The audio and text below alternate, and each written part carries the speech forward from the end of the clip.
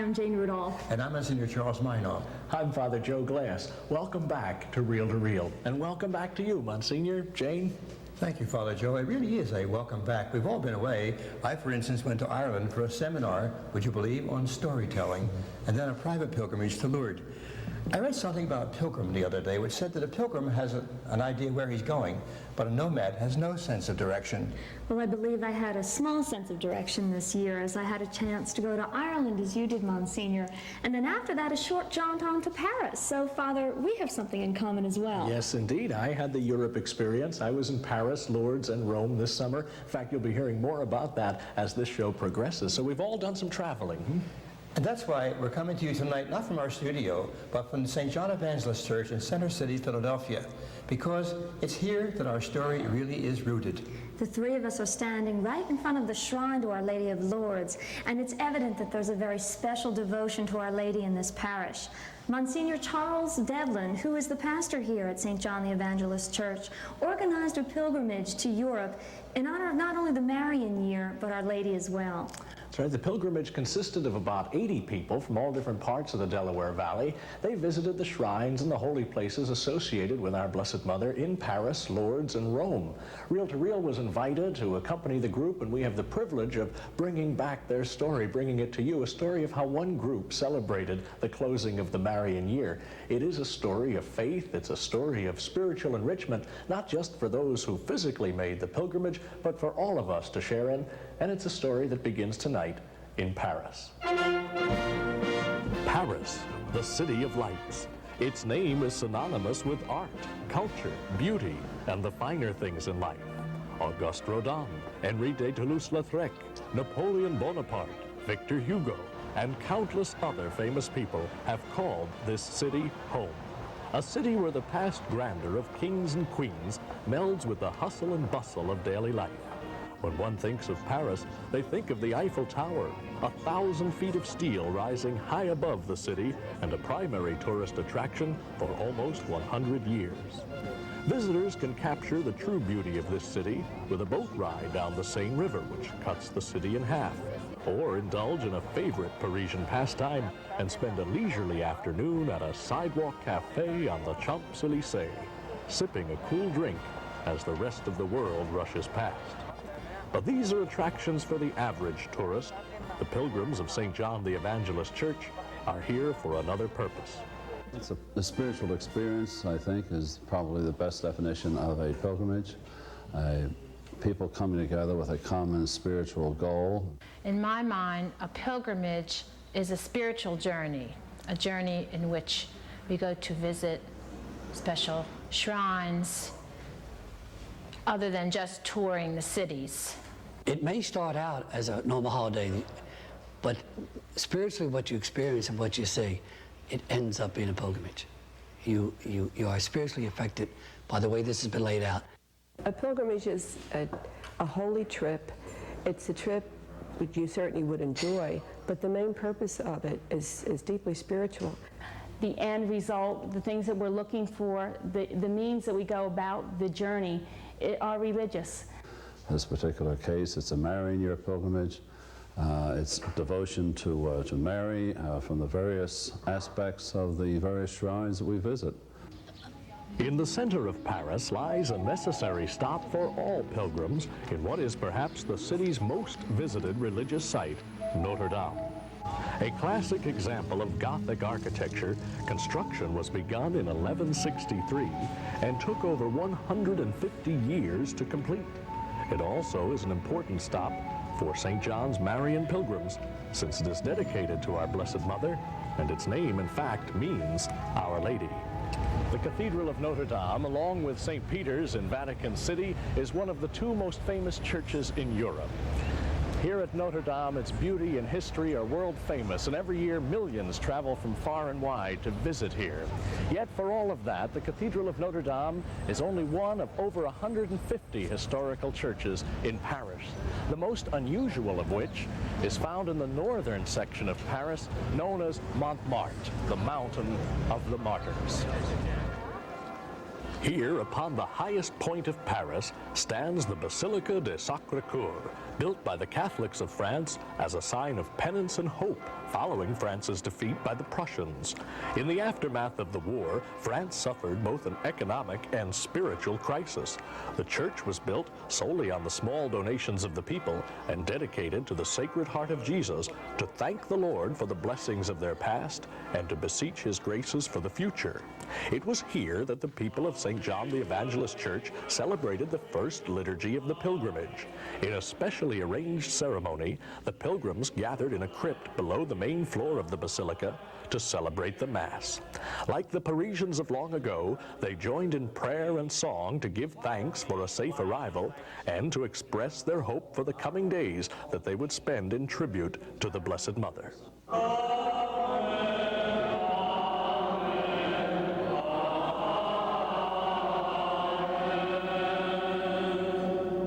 Father Robert Prettyman celebrated the first Mass of the pilgrimage. He is the associate pastor of St. John the Evangelist Church and was responsible for developing the liturgical aspects of the tour. In planning any of the spiritual aspects of the trip, basically Monsignor Devlin asked if I would work predominantly on putting together a program for the liturgical experiences. In choosing music for the liturgies, I tried to choose hymns that would have been common to most people from any particular church where they may have worshiped, so that they would be able to participate in the celebration. And I think that was my principal goal, that people really felt as if they were able to participate in the pilgrimage as much as possible, and especially within the liturgies themselves. Meeting the special needs of pilgrims from around the world is Father Bernard Terrien, Vice Rector of Sacré-Cœur. Alors, here, just now, I can say, more or less, we have 6 or 7 million people each year are coming to this place. 6 or 7 million, yeah, coming. Alors, some of them are, of course, people coming for adoration, because here we have adoration day and night, as you may know. But too, we have people coming as pilgrims here from the States. Many groups are coming, for instance, every year. And too, we have visitors, tourists coming, visiting Paris, visiting Montmartre. The place is well known because some very interesting places to be visited. And because they like to visit to the church, which is interesting church, as in a sense, from the artistic point of view too. As far as this church is concerned, you know, you have to know that it's a new building. For us, we consider this as a new building because the church was built 1 century ago. The first stone was laid in 1875. It took 40 years for building the church, but what is interesting to notice is this church is a very old pattern, a very old style. It is what you call Byzantine style. And it is by exception in Paris or in France, because our ancient churches here are more or less Romanesque or Gothic, but they are not of this style. No. This style was selected because since the very beginning of the story of Paris, this site is very famous. You have to remember here the first bishop of Paris, called Saint Dionysius, was killed before his death. He was a martyr here with other people on the site of Montmartre. Montmartre means the Mount of Martyrs.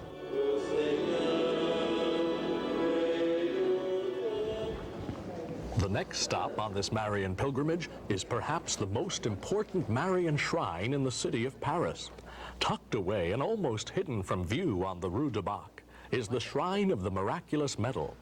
Here, the second liturgy of the pilgrimage was celebrated in the place where the Blessed Virgin appeared to a young French maiden named Catherine Labouré.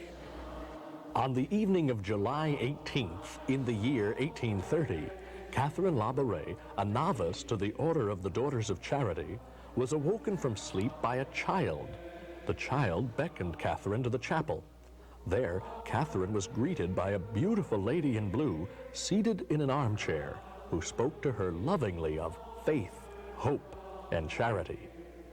Catherine was to experience other apparitions, including one on the evening of November 27th, when the Blessed Mother revealed the design of a medal to be struck and worn as a sign of faith in the Mother of God. Above the center altar is a statue commemorating the design of the medal as revealed to Catherine. The Blessed Mother stands upon the world, crushing the serpent under her feet. Her head is surrounded by 12 stars representing the church and its people. Heavenly rays extend from her hands to represent the many graces she bestows on the world through her Son, Jesus Christ. Many a miracle and conversion were attributed to the wearing of the medal, and Catherine Labouré was canonized several years after her death.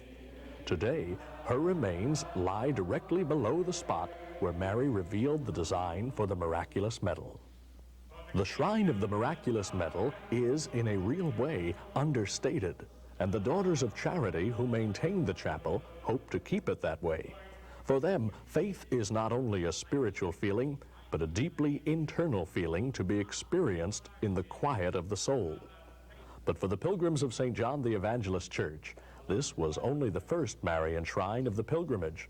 Soon, they were to leave the City of Lights and travel south to a place where thousands gather every day to express love for Mary and her Son, Jesus Christ.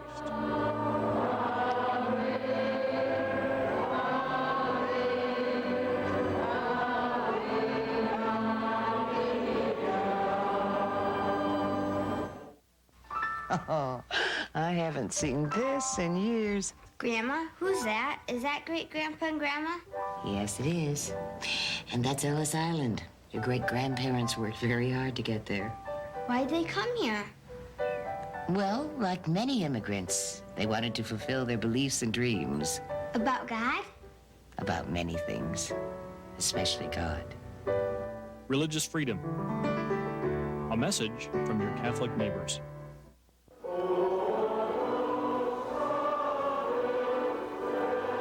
It's an old statement that no one goes to Lourdes and comes away empty-handed. And I think that that is very true. You may not necessarily experience the miracle that you may be requesting, but I can guarantee you that there will be a great response in your own faith, in one's own faith, and also that there would be some type of miracle. I really do believe that there's something very special about this shrine at Lourdes. Lourdes was probably the highlight of the trip. I had never been to Lourdes. I wasn't sure what to expect. But I think I was so moved by the faith, the deep faith of the people. And again, that sense of Mary's presence. You just could not help but feel that, particularly at the grotto. In spite of all the crowds, there was that sense of peace and calm, even in the midst of the pressing crowds and the pushing. There was just something there that everybody wanted to be close to Mary. And she was there for them. And she had a special message for each one of them. And I think she had a special message for each one of us on this pilgrimage. This is Lourdes. Behind me is the center of an area recognized the world over as a place of prayer, devotion, intercession, and praise. Though the chapels and churches of Lourdes with their magnificent towers and spires can be seen for miles around, the true message of Lourdes lives not in brick and stone, but in the hearts and lives of Christian people everywhere. The message of Lourdes is the story of Bernadette Soubirous, who lived in great poverty just outside the city of Lourdes. On February 11th, in the year 1858, while collecting firewood in a place that Bernadette herself would later describe as a garbage dump and a pigsty, she encountered a beautiful lady dressed in white, with a yellow rose on each foot. Together, they prayed the rosary.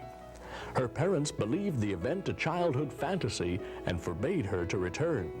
But Bernadette, unaware of who the lady was, returned 3 days later and again met the lady. Over the course of the next 6 months, Bernadette was to receive 16 more apparitions of the Blessed Mother. Word spread quickly throughout France of the poor little girl and her visions, and by July 16th, the day of the last apparition, thousands of people were gathering at the grotto to pray, many proclaiming miraculous cures. During the 15th apparition, Our Lady asked Bernadette to tell the priest to build a chapel at the grotto and have the people come in procession. Today, the pigsty is now a beautiful grotto where millions gather every year to pray to the Virgin Mary. And the area that once was an unused hillside is now a shrine dedicated to the miraculous events that took place in 1858.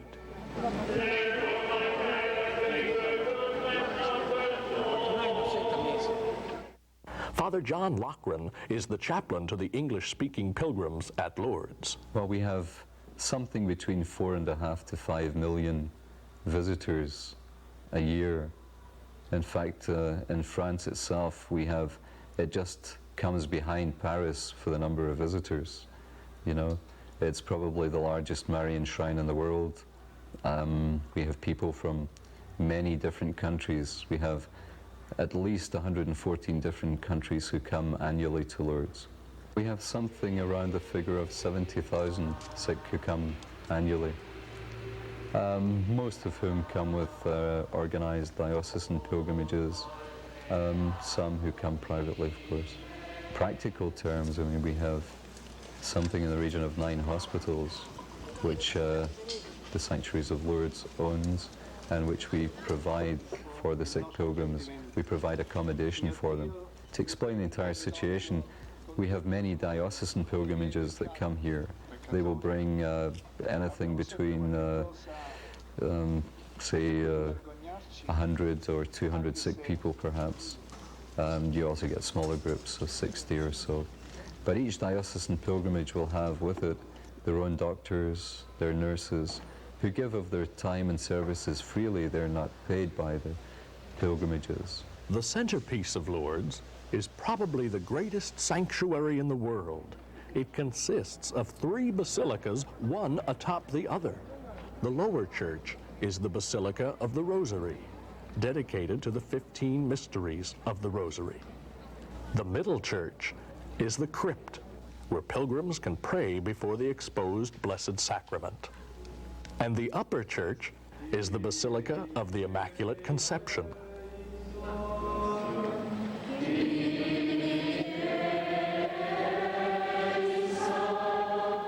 The area in front of the sanctuary is called the Esplanade and can accommodate the thousands of people who take part in the daily prayer ceremonies at Lourdes.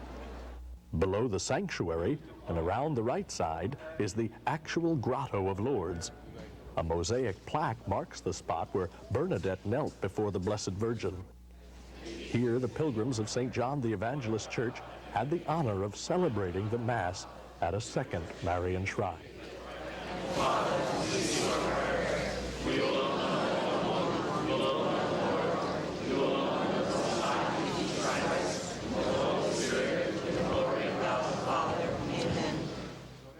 Several traditions have arisen from the apparitions at Lourdes. In the 9th apparition, Mary told Bernadette to drink and wash herself with water from a spring inside the grotto. Shortly after, many proclaimed the water to have miraculous healing powers. Today, pilgrims, especially the sick, travel to Lourdes to drink, wash, and bathe in the water.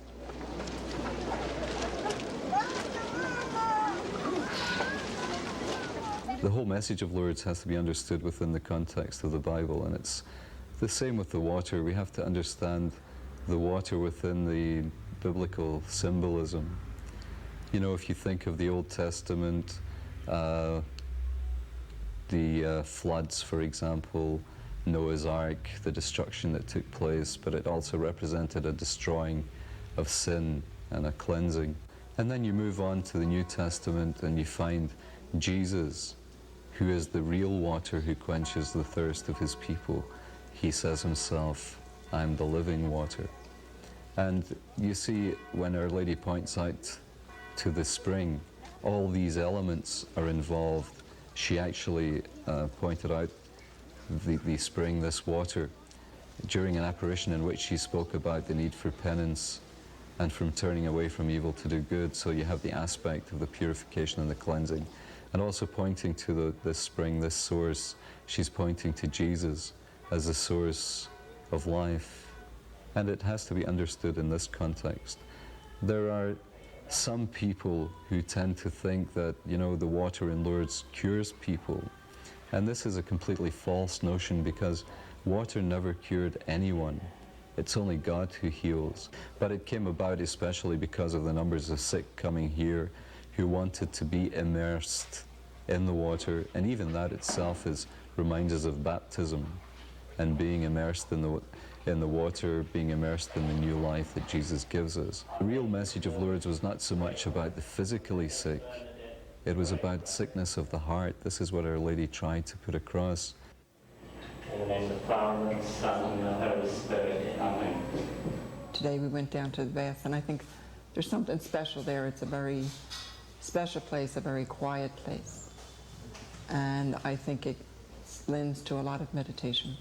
In Philadelphia, some of the work that I do there has been with the homeless, as well as with drug and alcohol addicts, mental health patients, and in particular with persons with AIDS. And so in going into the baths, I tried to really remember those people, in particular persons with AIDS, and to, in a sense, go into the water with the idea that I was remembering those people and bringing them with me, that the healing power of God's love may touch their lives. It's very cold water, but once you're there, once you've gotten into it, you just don't feel that anymore. And when you come out, you're dry. And that's special, something special. It's Mary's special way of loving you. In the 13th apparition, Bernadette asked the Blessed Mother 4 times her name. She replied, "I am the Immaculate Conception." Overjoyed with the response and full of gratitude, Bernadette left a candle at the grotto as a sign of her continuing prayers. Today, tradition beckons pilgrims to leave a candle at the grotto as a sign of their continuing prayer. Well, that probably began with Bernadette as well in one sense, but it also, again, has to be seen within the context, you know, of the Bible. Jesus, who is the light of the world. It reminds us of the Paschal candle, you know, that we have at Easter. And this is the symbolism that's involved.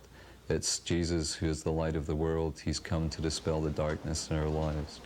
And so it is when people come here and place candles, you know, they offer it to the Lord who is that light, that he can dispel the darkness in their lives. And they, in that moment, they will also offer it in a sign of their prayer.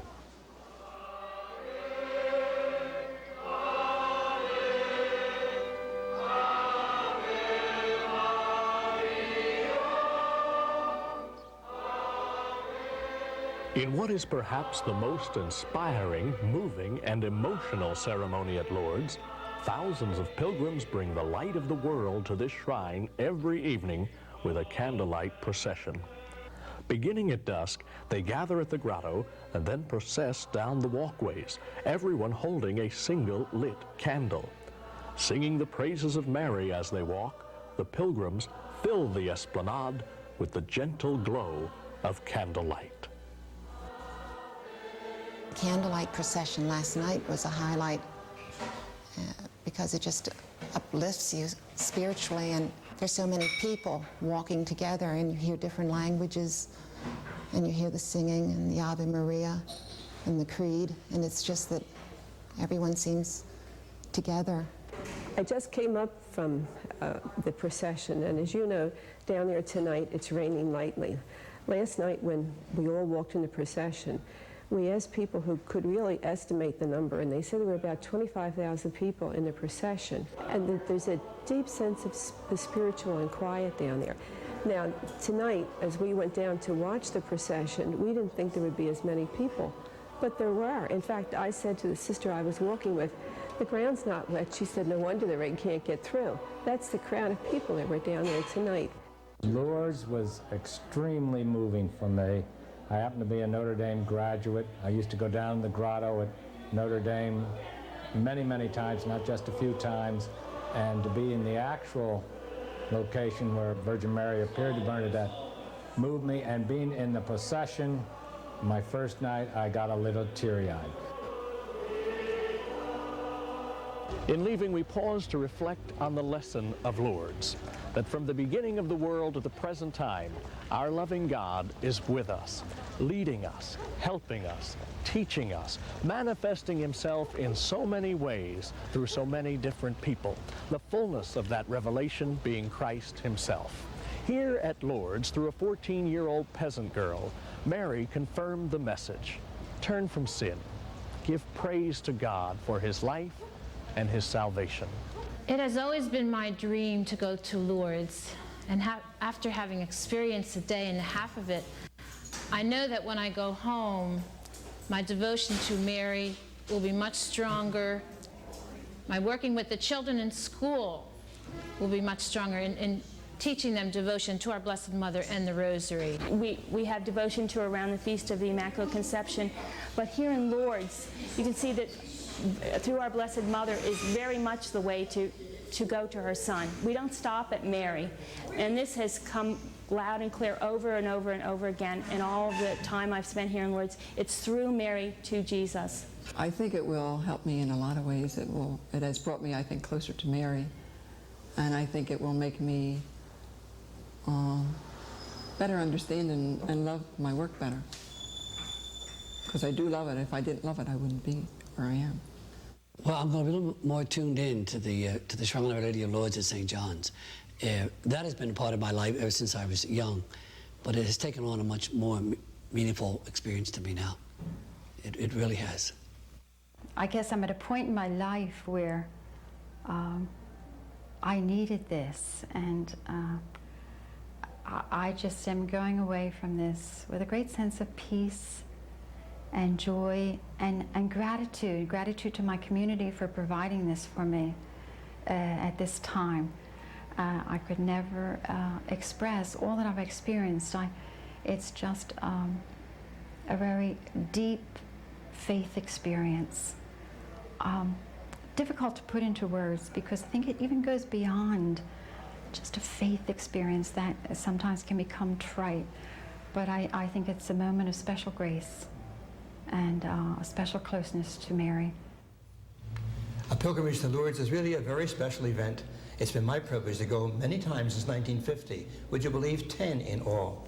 But each one is very special, but each one always brings you very directly into our Lord. When Pope John Paul II called for this Marian year, it was to prepare us for the 2,000 years of Christianity among us, to celebrate that. Well, you can't celebrate Jesus without celebrating first Mary. And so we go to Mary. And when you go to Lourdes, you go dead center to the Eucharist, dead center to our Lord, dead center to prayer. Even after Lourdes and Paris, we must remember our pilgrimage is only 2/3 of the way completed. However, our time is up for tonight, so we remind you to join us next week when we go to Rome for the official closing of the Marian year with Pope John Paul II from St. Peter's Basilica. And until next week, please take care.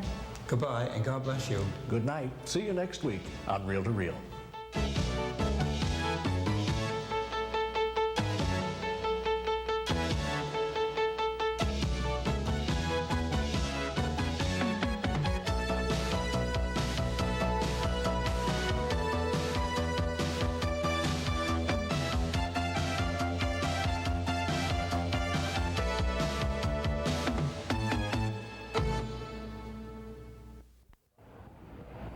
Travel for Reel to Reel provided by Air France. Accommodations provided by Jet Vacations. For more information, call 1-800-634-6278.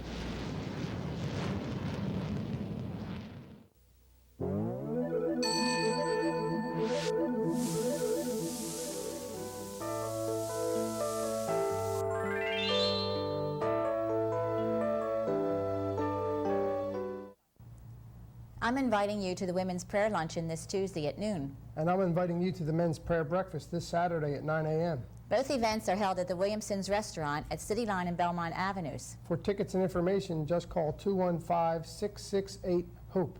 We're going to have more women at our luncheon. No, we're going to have more men at our prayer breakfast. See you this Tuesday at noon. See you this Saturday at 9 a.m. Hello, I'm Gary Maddox. Learning to read can change your life. To get help, call the Mayor's Commission on Literacy at 686-8652.